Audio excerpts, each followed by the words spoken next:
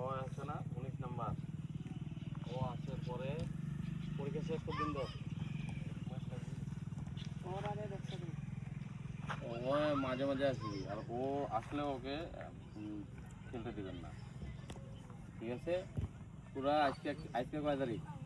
17। মাঝে মাঝে তুই খেলাবো না ওকে।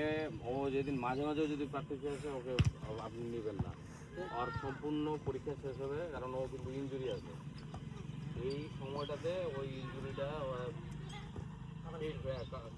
কাভার করবে। ওকে আপনি কোনো দিনও ওকে মাঠে প্র্যাকটিস করাবেন না। এই 1.5 মাস মানে কুরবানি পর্যন্ত, পরীক্ষা কুরবানি পর্যন্ত না,